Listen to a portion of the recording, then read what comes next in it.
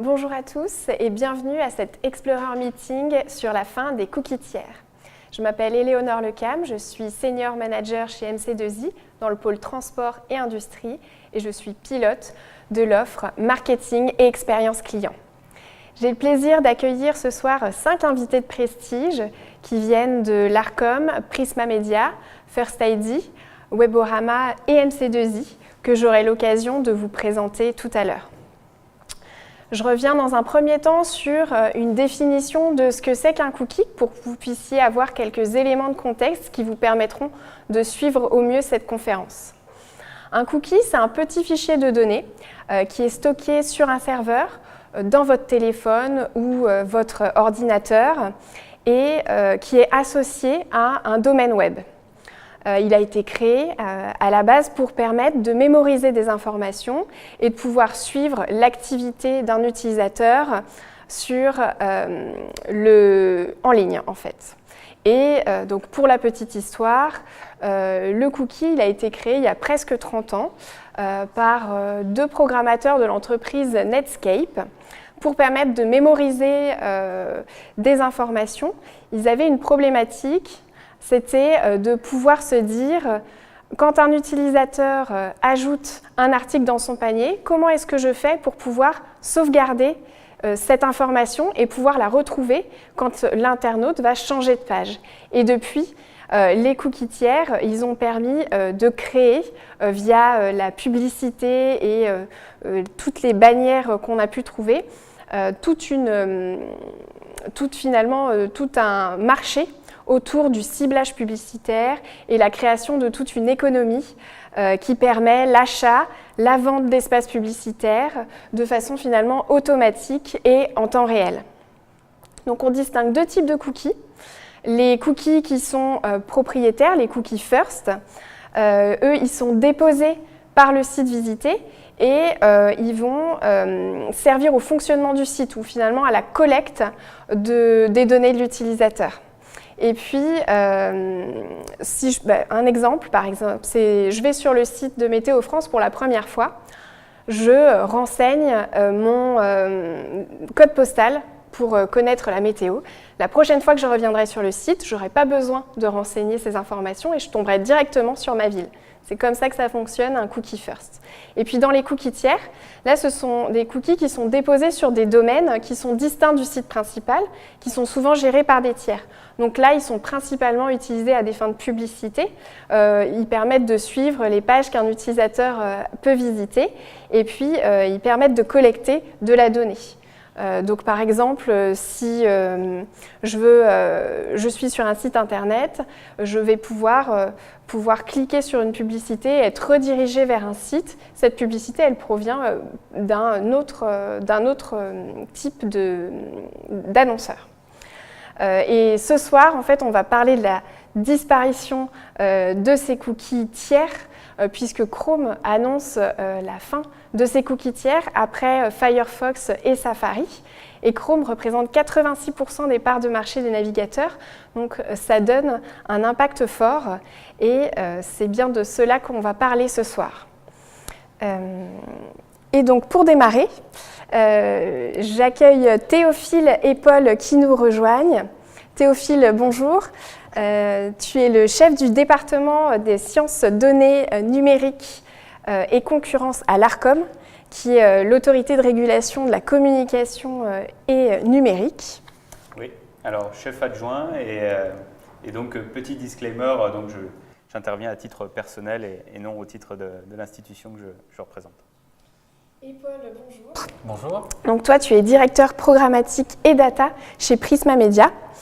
Prisma Media, c'est le numéro 1 de la presse magazine en France et ça touche près de 40 millions de Français chaque année. Tout à fait. Théophile, est-ce que tu peux nous dire pourquoi le cookie est en voie de disparition ?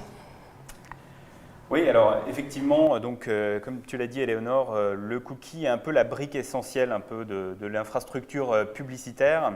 En fait, ce cookie, ce petit morceau de code, il répond finalement à l'enjeu de connaissance de l'internaute un peu tous azimuts, puisqu'il peut y avoir donc une déconnexion en fait, entre le profil et le contexte dans lequel la publicité est diffusée. Donc ça, c'est un peu l'élément essentiel, un peu quotidien. Le cookie, finalement, il sert à beaucoup de choses. Il sert à différents types de tâches, à des tâches de ciblage, à des tâches de personnalisation notamment, mais aussi il sert au capping, à la mesure et aux questions d'attribution, mais aussi à tous les aspects d'analytics. Donc en fait, ce cookie, c'est vraiment une composante indispensable aujourd'hui dans la mécanique permanente du marché publicitaire. Et ce qu'il faut avoir en tête, c'est que c'est comme ça depuis quand même un certain nombre d'années. Et vers la fin des années 2010, c'était un peu finalement une situation où ce cookie il était vraiment utilisé tous azimuts. Il y avait un peu une sorte de Far West, on va dire.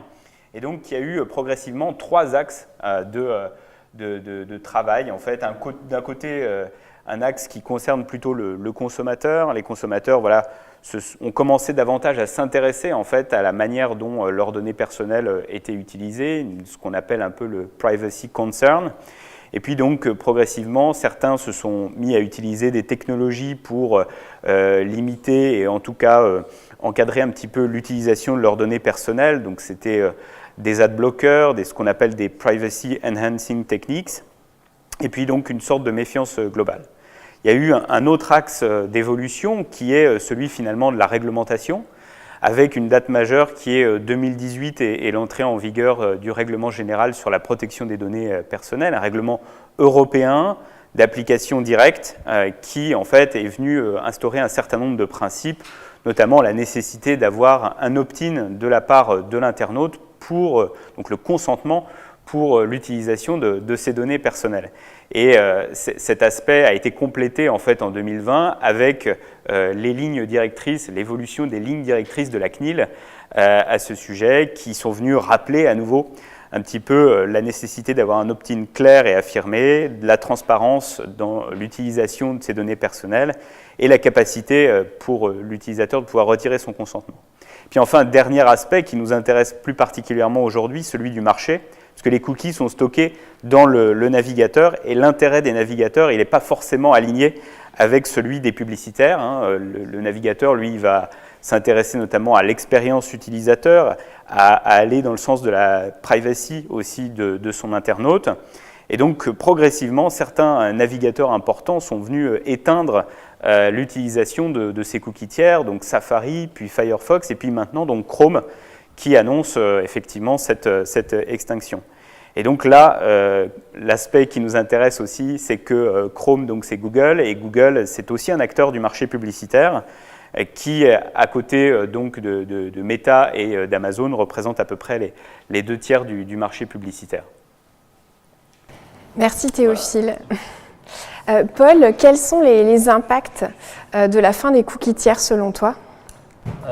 Alors les impacts, ils sont énormes et très nombreux. Donc de mon côté, je travaille dans une régie publicitaire, donc je vends au quotidien de l'espace publicitaire sur mes sites internet, et ce sont donc des annonceurs qui vont au quotidien acheter et diffuser de la publicité sur mes sites.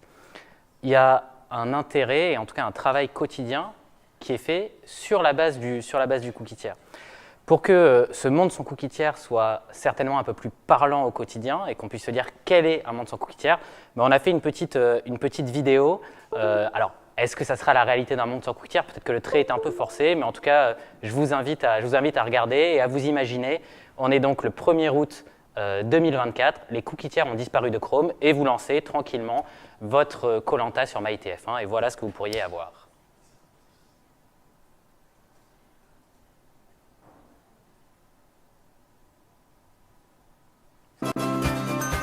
Dites-le à tout le monde. Stana, ça change la vie. Appelez Stana maintenant.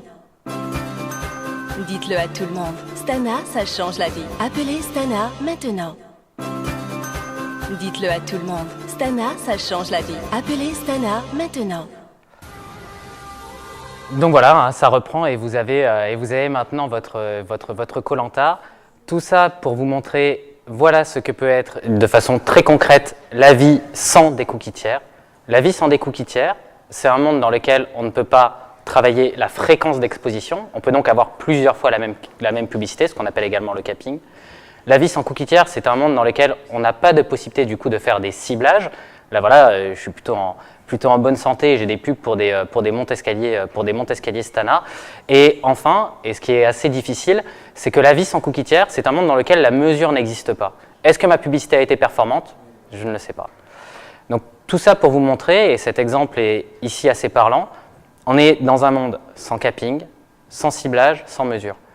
Très honnêtement, est-ce qu'un seul annonceur va pouvoir se satisfaire de ce monde-là? Ben, franchement, je ne crois pas. C'est plutôt du coup la force de l'Internet généralement d'être un média qui permet de cibler, qui permet de mesurer en temps réel. Si on commence à ôter de ce média cette capacité-là, ben évidemment l'attrait du média est moins bon.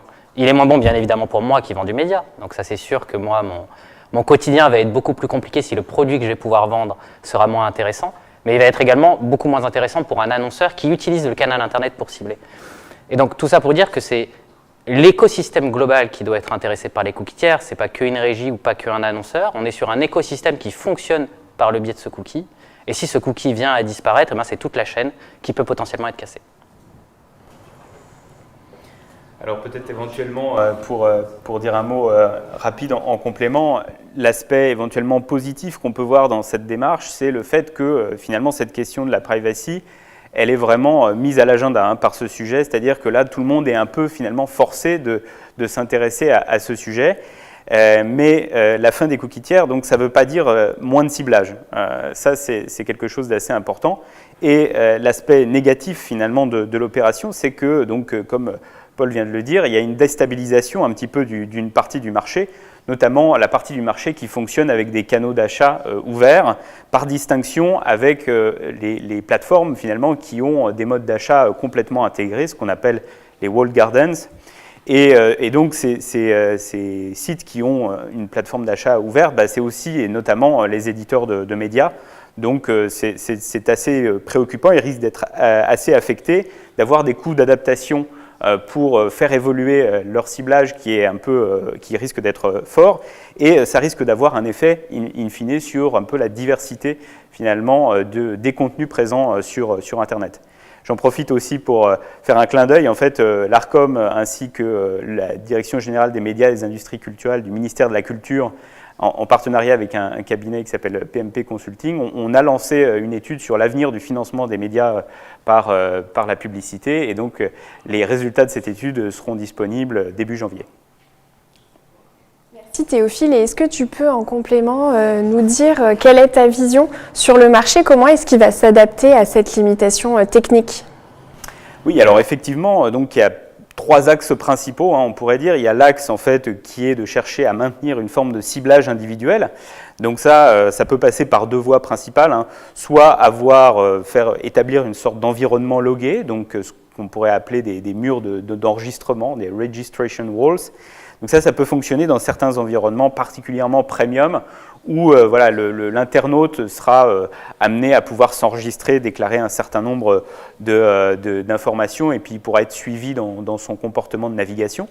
Bon, tout le monde ne peut pas avoir accès à ce type de solution. Alors, il y a d'autres méthodes alternatives, notamment les identifiants uniques. Et donc là, je sais que d'autres intervenants plus tard en parleront mieux que moi.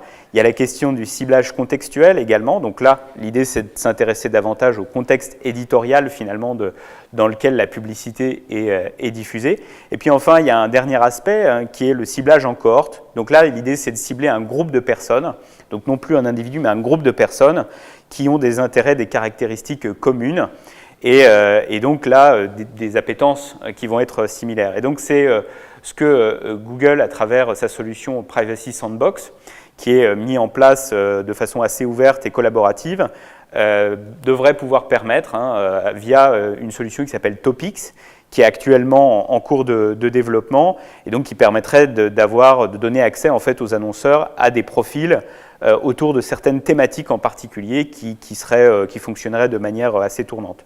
Donc il y a d'autres outils qui sont développés. Il faut savoir et garder en tête qu'il y a un enjeu concurrentiel assez fort autour de ça, et donc notamment l'autorité de la concurrence britannique suit de très près la mise en place de cette solution Privacy Sandbox et l'extinction des cookies tiers sur le navigateur Chrome, qui est le leader du marché.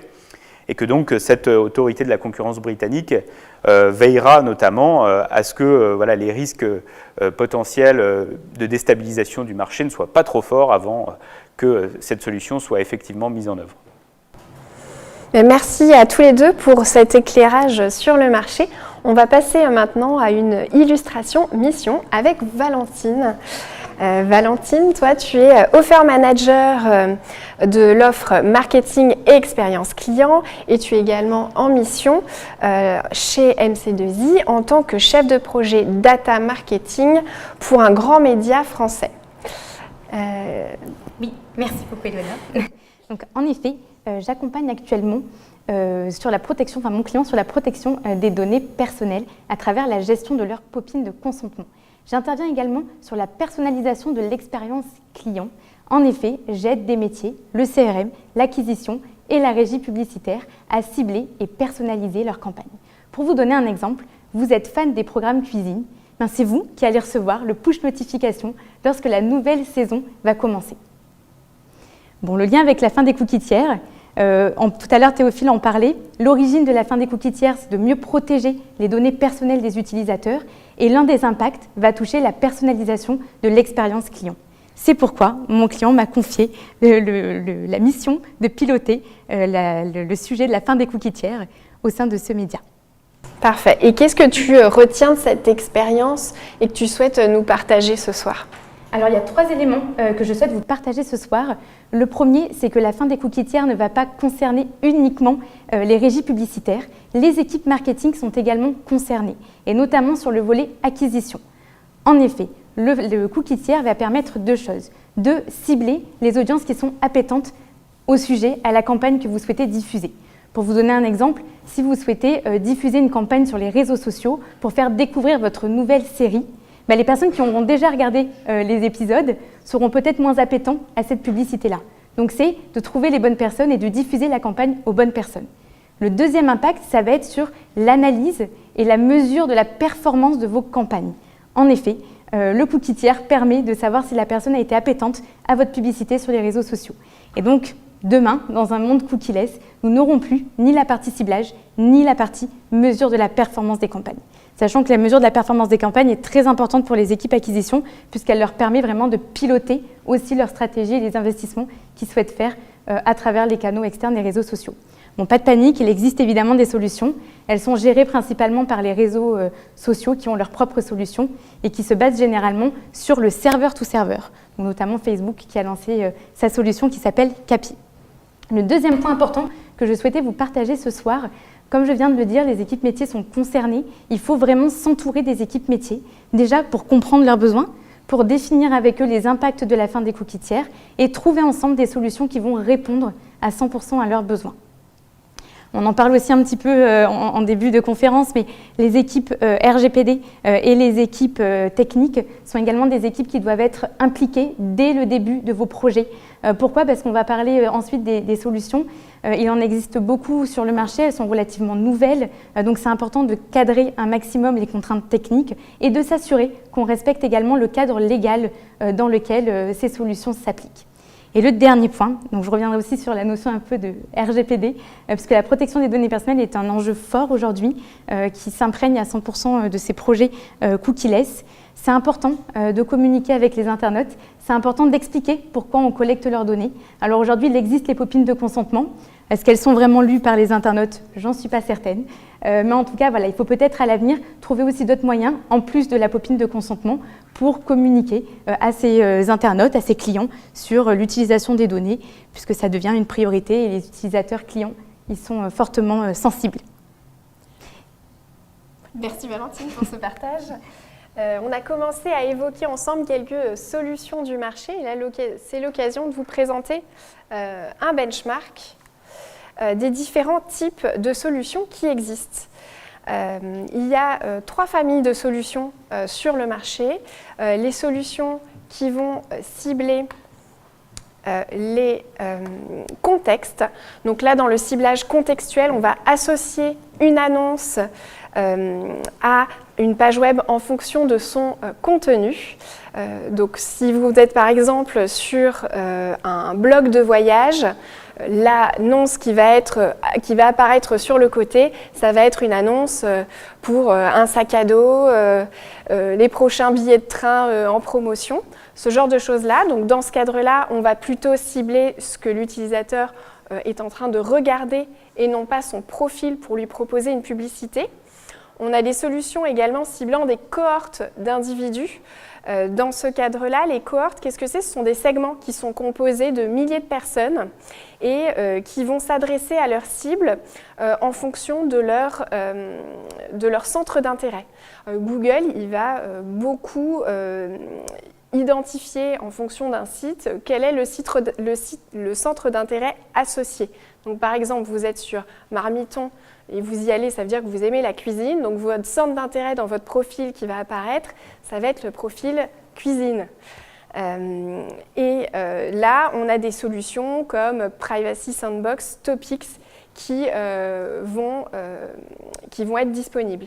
Et on a enfin des solutions qui ciblent les individus, qui, elles, sont plus précises et qui vont évoluer au fur et à mesure. On a différents types de solutions.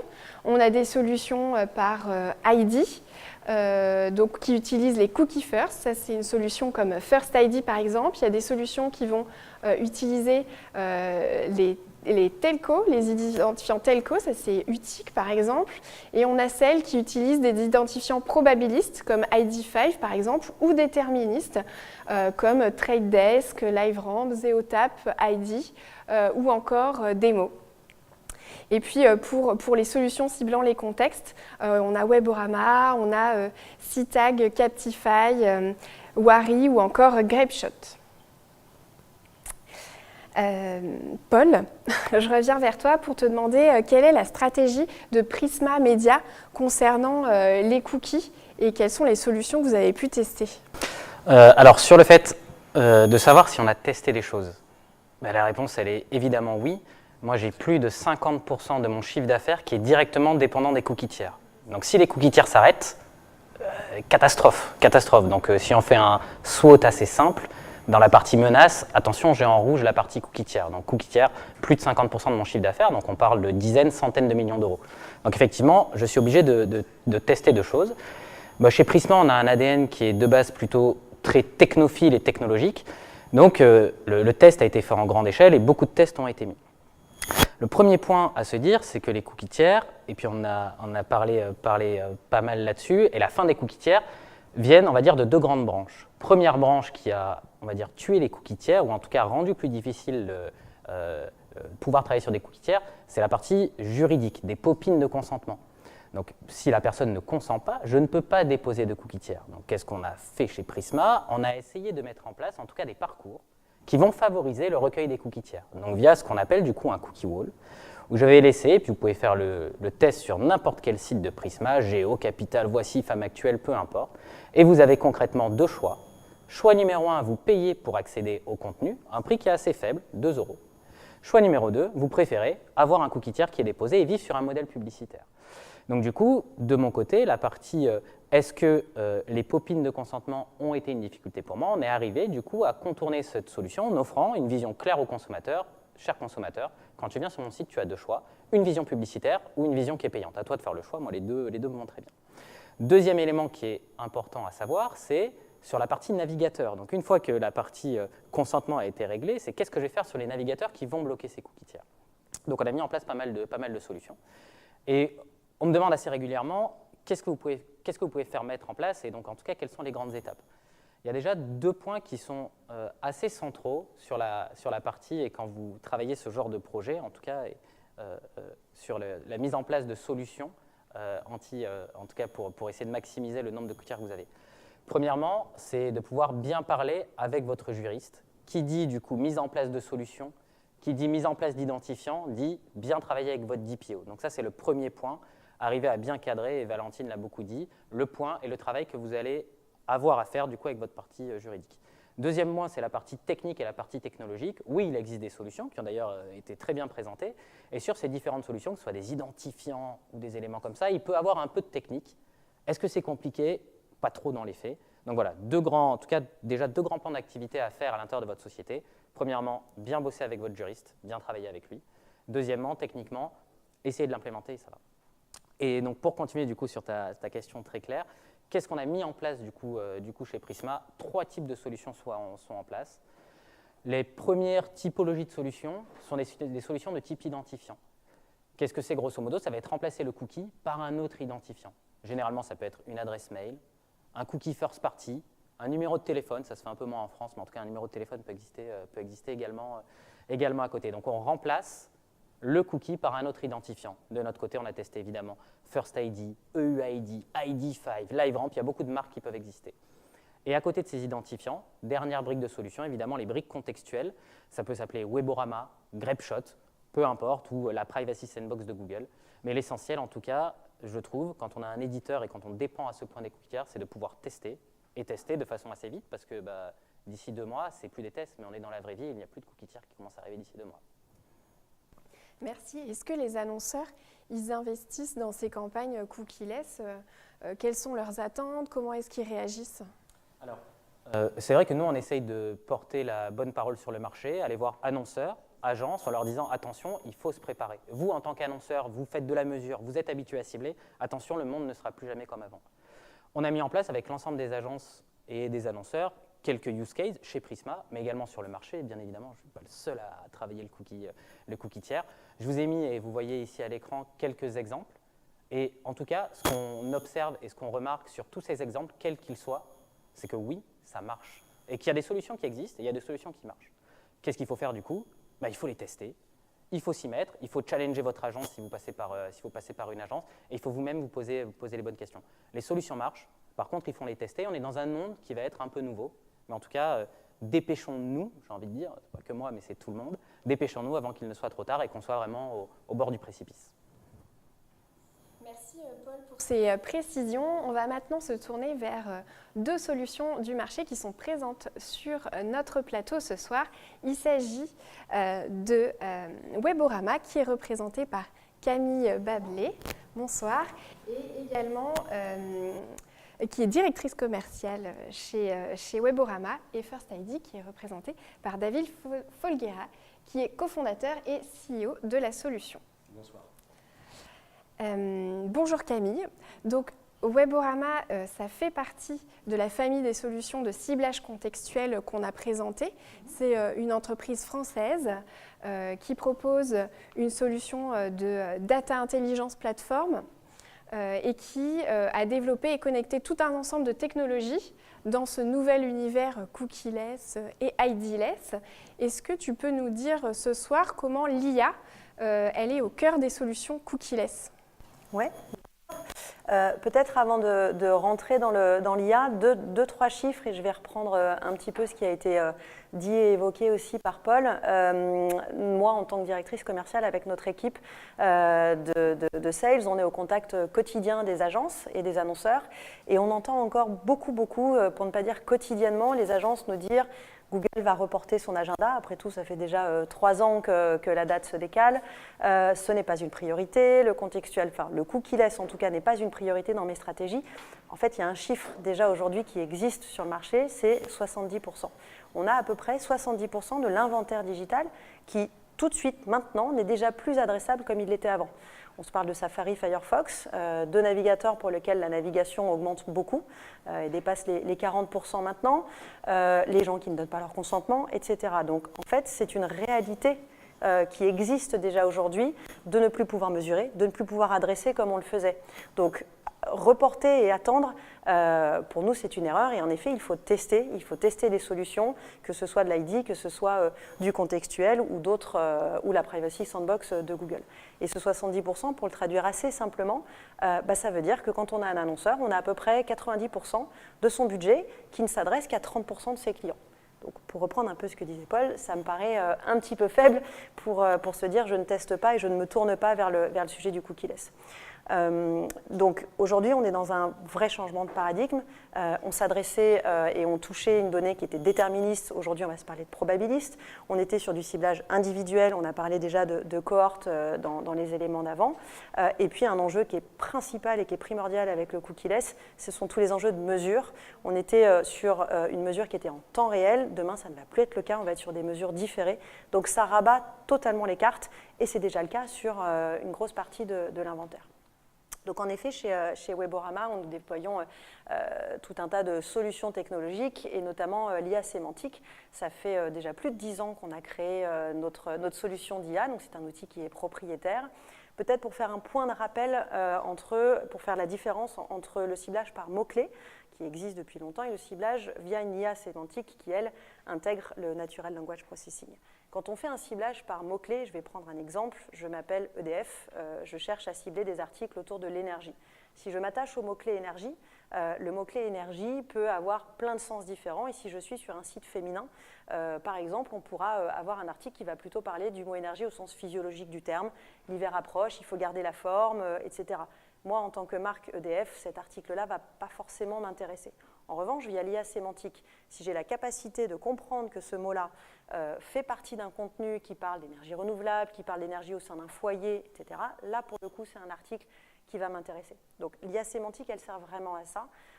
Et nous, tel qu'on a déployé le produit, l'idée, c'est vraiment d'aller en profondeur dans le contenu, de regarder l'ensemble du texte, l'ensemble de l'URL. Certaines technologies, aujourd'hui, sur le marché, peuvent tronquer les URL. C'est vraiment d'aller en profondeur et surtout d'écarter, à l'inverse, tout texte qui ne ferait pas partie du contenu, le texte d'une publicité, par exemple, et qui pourrait venir brouiller la lecture. Et toute cette technologie et toute cette IA va nous servir à nous, quand on va mettre des campagnes digitales en ligne, à créer des segments, à créer de la granularité. L'outil est riche, on a plus de 300 millions d'URL qui sont aujourd'hui onboardés dans l'outil. On travaille déjà dans plusieurs langues, donc ça nous permet aussi de pouvoir travailler à l'international.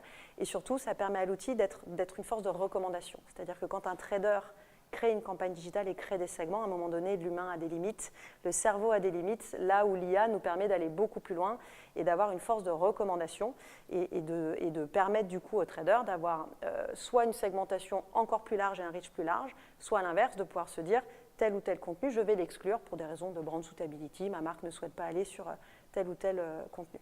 Donc l'IA, pour nous, elle est vraiment au cœur de nos dispositifs et elle représente déjà évidemment une grosse partie des campagnes que l'on peut mener. Pour vous donner 3 cas d'usage qu'on a mis en place récemment chez Weborama, ce cas est intéressant, ça permet de répondre un petit peu aux objections qu'on a face à la partie contextuelle. C'était une campagne qu'on a menée avec Total, au moment où Total a rebrandé et est devenu Total Énergie l'année dernière.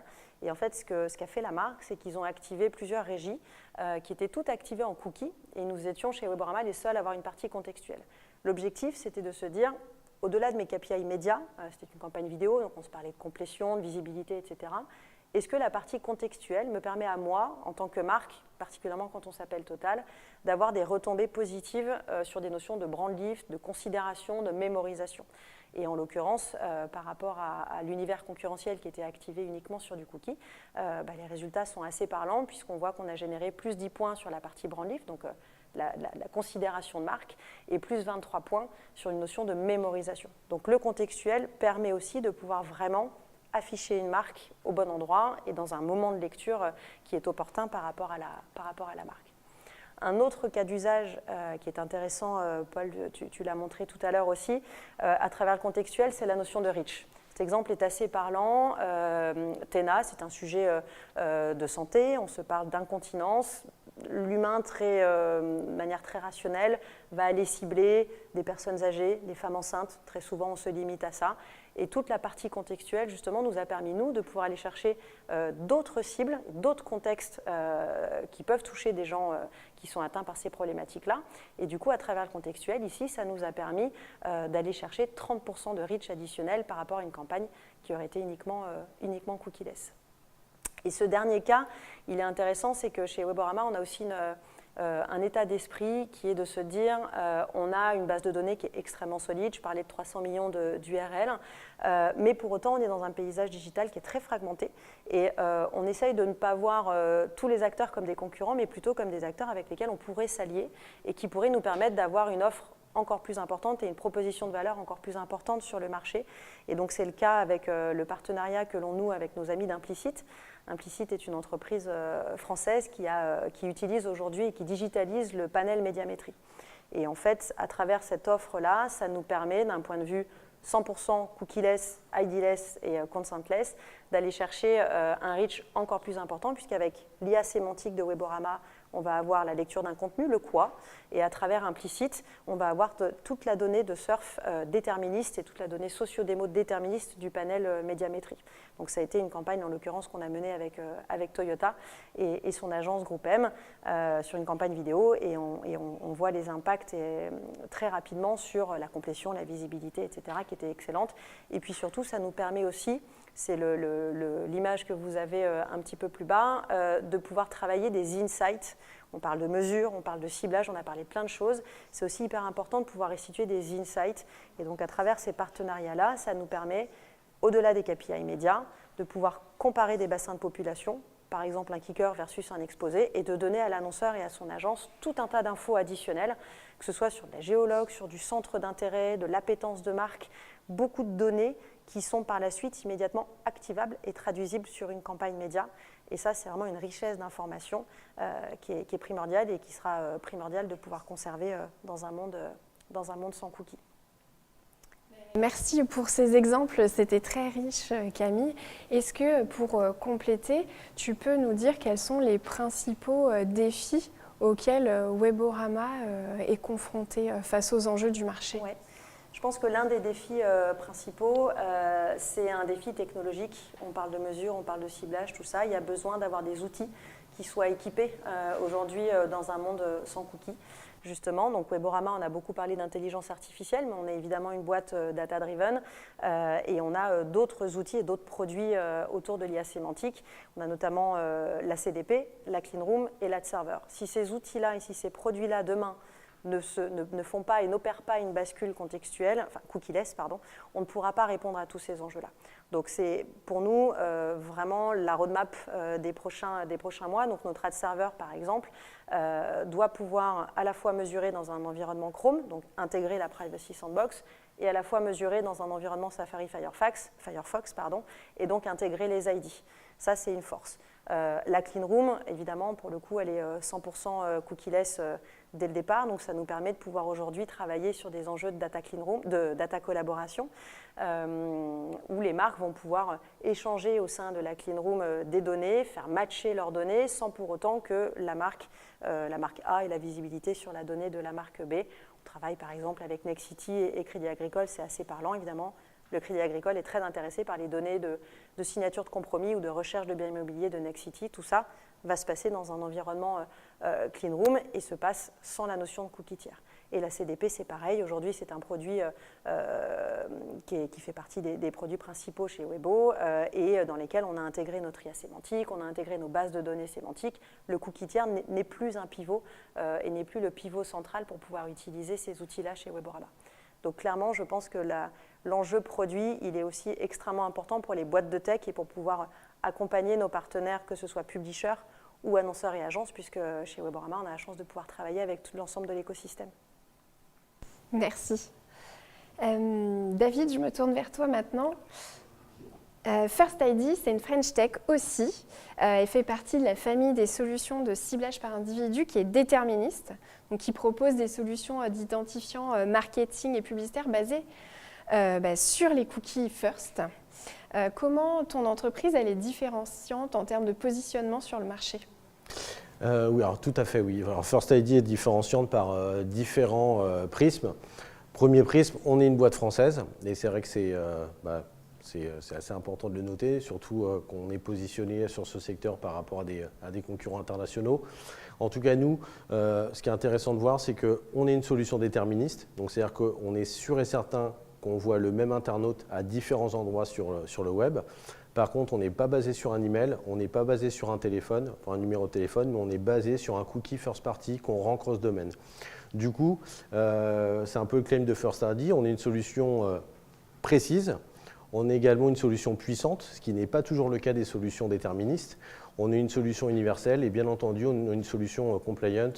First ID s'est monté il y a à peu près 1 an et demi, bien après la mise en place du RGPD, donc c'est des choses qui sont complètement naturelles en tout cas chez First ID.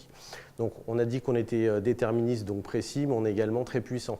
Aujourd'hui, on est présent sur plus de 11 groupes médias en France, 80 sites internet qui font énormément d'audience, notamment les sites du groupe Prisma. On va voir d'ailleurs tout à l'heure certains des groupes avec lesquels on travaille.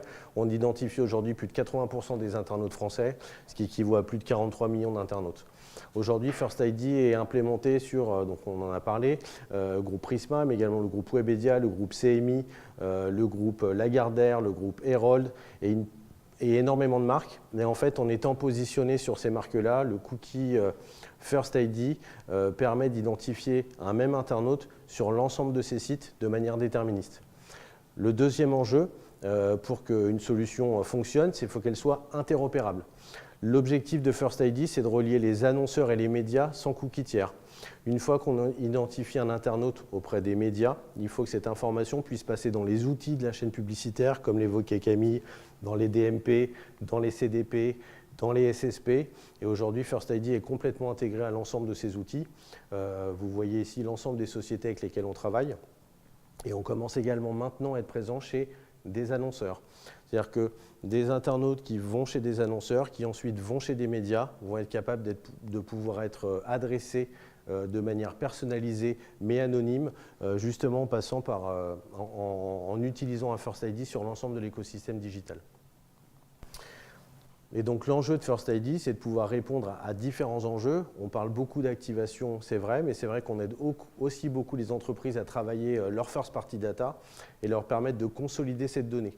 Donc First ID va permettre à des marques de consolider leur first party data s'ils ont plusieurs sites internet, de pouvoir modéliser leur propre data au sein des outils DMP, CDP, et ensuite de travailler toute l'activation sur le ciblage, mais également pouvoir opérer la mesure.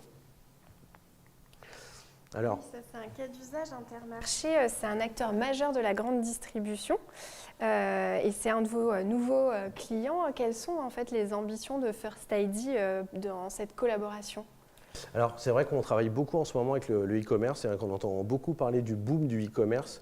Mais c'est vrai que les professionnels du secteur se rendent compte que le boom du e-commerce va surtout se faire à l'extérieur des sites. C'est-à-dire que c'est très important de pouvoir adresser des internautes qui passent du temps sur les sites médias, alors qu'on vient de temps en temps faire ses courses sur des sites e-commerçants.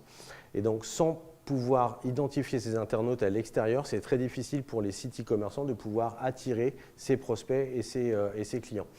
Donc, lors d'une campagne qu'a opéré Intermarché, on a eu l'occasion de cibler des First ID. Et donc ici, vous avez un brief classique d'une campagne. C'est une campagne qui s'est opérée courant juillet. Intermarché souhaitait toucher des familles nombreuses pour pousser des promotions du moment. Et l'objectif d'Intermarché en utilisant First ID, c'était de toucher des internautes uniquement sur Safari et Firefox. Comme on l'a rappelé, Google Chrome ne pèse que 59% de part de marché en France, donc il y a beaucoup de gens qui passent sur notamment Safari et Firefox. Et l'autre objectif, c'était de pouvoir gérer la répétition du message publicitaire, ce qui n'est pas possible sur Safari et Firefox. Du coup, on a travaillé avec 4 groupes médias qui disposent de First ID, le groupe Lagardère, CMI, Webedia et Prisma. Sur l'ensemble de ces sites, on a un First ID et donc du coup, on a été en capacité, Intermarché a été en capacité via son agence Publicis d'adresser ces internautes-là à l'intérieur de ces groupes médias. Sans trop rentrer dans la technique, c'était opéré en programmatique, mais on peut également l'opérer hors programmatique en gré à gré. Et le résultat était assez intéressant, c'est que 100% du budget dépensé a été fait sur Safari et Firefox. L'annonceur a également pu maîtriser la répétition et le capping publicitaire sur l'ensemble de ces groupes. Et ce qu'on a noté également, c'est qu'à quasiment 80%, First ID était le seul identifiant qui permettait d'identifier ces internautes. Donc aujourd'hui, il y a énormément de choses qui sont capables d'être faites, il y a énormément de choses qui sont faites. Et d'ailleurs, ça c'est un des derniers métriques de la campagne, on voit que l'ensemble du budget a été diffusé sur des navigateurs qui n'ont déjà plus de cookies. Donc ce qui est possible de faire aujourd'hui sur Safari et Fox est également possible de le faire sur Google Chrome et sera complètement fonctionnel sur la totalité des inventaires, même si Google Chrome arrête les cookies tiers. Très bien. Et pour terminer cette partie, vous avez récemment annoncé, First ID et Weborama, que vous vous unissez pour lancer une offre qui est basée sur vos deux solutions. Est-ce que vous pouvez nous en dire un petit peu plus sur ce sujet tous les deux? Alors, il y avait une slide, mais je pense qu'elle est passée, j'arrive pas à la refaire venir, mais oui, bien elle est là. C'est vrai qu'on a souvent opposé le contextuel et les ID, c'est deux manières différentes d'adresser des internautes. En fait, on se rend compte aujourd'hui que les deux sont vraiment très utiles et c'est tout le sens de la collaboration qu'on a mis en place avec Weborama. Exactement, c'est un cas qui est live en ce moment, qu'on a lancé il y a un petit peu plus de 3 semaines avec l'annonceur Cofidis. Juste pour repositionner un petit peu de contexte, Cofidis est un acteur que l'on accompagne depuis plusieurs années maintenant dans ses campagnes d'acquisition. Évidemment, c'est 100% d'acquisition. Et en fait, au départ, chez Weborama, on travaillait à la fois du contextuel et à la fois du cookie, parce qu'on a aussi des bases cookies. Je n'en ai pas parlé, mais elles sont encore là, même si elles disparaissent petit à petit. Et puis, au fil de l'eau, c'est un acteur qui s'est montré assez friand de tests. On en revient toujours à cette notion de tester et qui nous a rapidement demandé de pouvoir faire des A/B tests sur des notions d'acquisition entre du contextuel et du cookie. Et au fil de l'eau et au fil des tests et au fil des campagnes, on a réussi à travers le contextuel, à optimiser les KPI, notamment le KPI d'acquisition, le CPL, très fortement, ce qui fait qu'aujourd'hui, avec Cofidis, on est sur du 100% contextuel, sur de la performance pure et dure.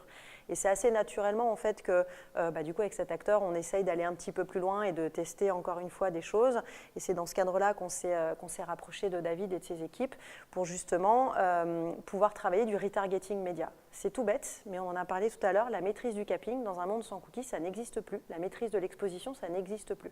Donc finalement aujourd'hui on s'est dit testons la partie ID, encore une fois sur Safari et Firefox. Donc finalement, ça revient à diffuser une campagne dans l'univers publisher qui est partenaire de First ID. On target nos internautes, les internautes de notre cible. On marque les exposés avec un First ID et nous, on retarget ces personnes-là. Donc ça nous permet de pouvoir créer du retargeting média. Aujourd'hui, on l'a démarré sur des exposés. On va pouvoir le lancer aussi sur du clicker parce que ça fonctionne. Et le taux de matching est très intéressant puisqu'au bout de 3 semaines, là, on constate à peu près que sur 100% des personnes que l'on expose, on arrive à en retargeter 70%. Donc c'est énorme et on arrive à des notions de répétition de l'ordre de 4-5 à peu près, ce qui est très intéressant dans une campagne d'acquisition puisqu'en général, la transformation va s'opérer au bout de la 5e ou 6e exposition. Donc les tests sont extrêmement encourageants et c'était tout l'objet de cette collaboration et qui va voir d'autres projets se lancer dans les prochaines semaines. Merci à tous les deux. Vous l'aurez compris, on n'a pas fini de parler des cookies et du cookie-less finalement. C'est un sujet qui passionne les débats en ce moment. Mais là, c'est déjà l'heure de nous quitter. Donc, je tiens à vous remercier, à remercier tous les participants. Donc, Paul, Théophile, Camille, David et Valentine également, d'avoir participé ce soir à cet Explorer Meeting. Merci également aux équipes techniques. Qui ont permis la réalisation de cette émission. Moi, en tout cas, j'ai été ravie de passer ce moment avec vous. N'hésitez pas à nous suivre sur LinkedIn pour continuer à suivre nos actualités. Et puis, si vous avez posé des questions pendant le live, on y répondra après cet événement. Et je vous souhaite une excellente soirée.